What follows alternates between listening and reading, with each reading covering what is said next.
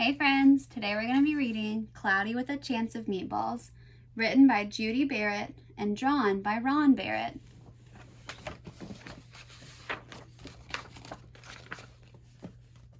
We were all sitting around the big kitchen table. It was Saturday morning, pancake morning. Mom was squeezing oranges for juice. Henry and I were betting on how many pancakes we each could eat, and Grandpa was doing the flipping. Seconds later, something flew through the air and headed toward the kitchen ceiling and landed right on Henry. After we realized that the flying object was only a pancake, we all laughed, even Grandpa. Breakfast continued quite uneventfully. All the other pancakes landed in the pan, and all of them were eaten, even the one that landed on Henry. That night, touched off by the pancake incident at breakfast, Grandpa told us the best tall-tale bedtime story he'd ever told. Across an ocean, over lots of huge bumpy mountains, across 3 hot deserts and 1 smaller ocean, there lay the tiny town of Chew and Swallow.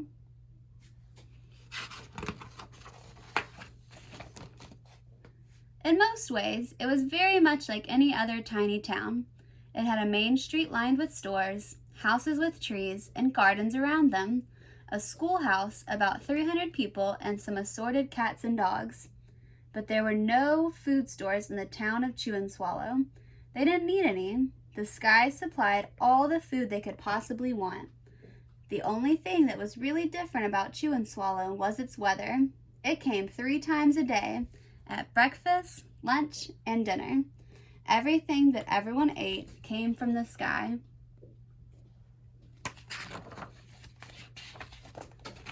Whatever the weather served, that was what they ate. But it never rained rain. It never snowed snowed. And it never just blew wind. It rained things like soup and juice. It snowed mashed potatoes and green peas. And sometimes the wind blew in storms of hamburgers. The people could watch the weather report on television in the morning, and they would even hear the prediction for the next day's food. When the townspeople went outside, they carried their plates, cups, glasses, forks, spoons, knives, and napkins with them. That way, they could always be prepared for any kind of weather. If there were leftovers, and there usually were, the people took them home and put them in their refrigerators in case they got hungry between meals. The menu varied. By the time they woke up in the morning, breakfast was coming down. After a brief shower of orange juice, low clouds of sunny-side eggs moved in, followed by pieces of toast, butter and jelly sprinkled down for the toast, and most of the time it rained milk afterwards. For lunch one day, frankfurters already in their rolls blew in from the northwest at about 5 miles an hour. There were mustard clouds nearby. Then the wind shifted to the east and brought in baked beans. A drizzle of soda finished off the meal.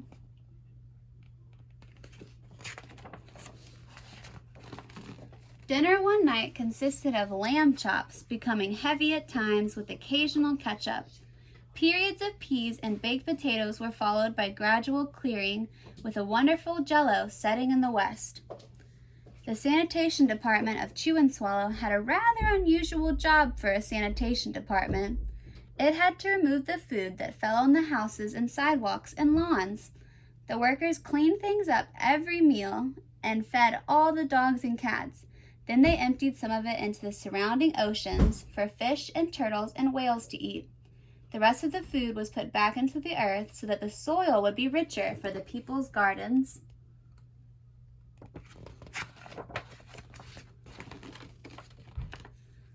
Life for the townspeople was delicious until the weather took a turn for the worst. Spaghetti ties up town. One day, there was nothing but gorgonzola cheese all day long. The next day, there was only broccoli, and all of it was overcooked. And the next day, there were Brussels sprouts and peanut butter with mayonnaise. Another day, there was pea soup fog. No one could see where they were going, and they could barely find the rest of their meal that got stuck in the fog. The food was getting larger and larger, and so were the portions. The people were getting frightened. Violent storms blew up frequently. Awful things were happening. One Tuesday, there was a hurricane of bread and rolls all day long and into the night. There were soft rolls and hard rolls, some with seeds and some without. There was white bread and rye and whole wheat toast.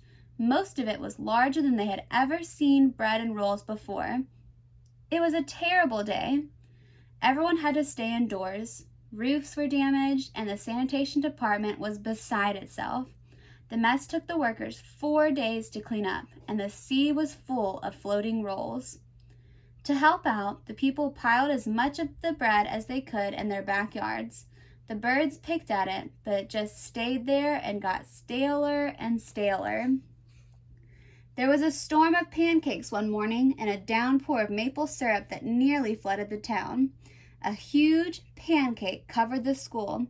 No one could get it off because of its weight, so they had to close the school. Lunch one day brought 15-inch drifts of ice cream, cheese, and jelly sandwiches. Everyone ate themselves sick, and the day ended with a stomach ache. There was an awful salt and pepper wind, accompanied by an even worse tomato tornado. People were sneezing themselves silly and running to avoid the tomatoes. The town was a mess. There were seeds and pulp everywhere. The sanitation department gave up. The job was just too big. Everyone feared for their lives. They couldn't go outside most of the time. Many houses had been badly damaged by giant meatballs. Stores were boarded up, and there was no more school for the children. So a decision was made to abandon the town of Chew and Swallow. It was a matter of survival. The people glued together the giant pieces of stale bread, sandwich style, with peanut butter, took the absolute necessities with them, and set sail on their rafts for a new land. After being afloat for a week, they finally reached a small coastal town, which welcomed them. The bread had held up surprisingly well enough for them to build temporary houses for themselves out of it. The children began school again, and the adults all tried to find places for themselves in the new land. The biggest change they had to make was getting used to buying food at a supermarket. They found it odd that food was kept on shelves, packaged in boxes, cans, and bottles. Meat that had to be cooked was kept in large refrigerators. Nothing came down from the sky except rain and snow. The clouds above their heads were not made of fried eggs. No one ever got hit by a hamburger again, and nobody dared to go back to Chew and Swallow to find out what had happened to it. They were too afraid. Henry and I were awake until the very end of Grandpa's story. I remember his goodnight kiss. The next morning, we woke up to see snow falling outside of our window. We ran downstairs for breakfast and ate it a little faster than usual so we could go sledding with Grandpa. It's funny, but even as we were sliding down the hill, we thought we saw a giant pat of butter at the top, and we could almost smell mashed potatoes. The end.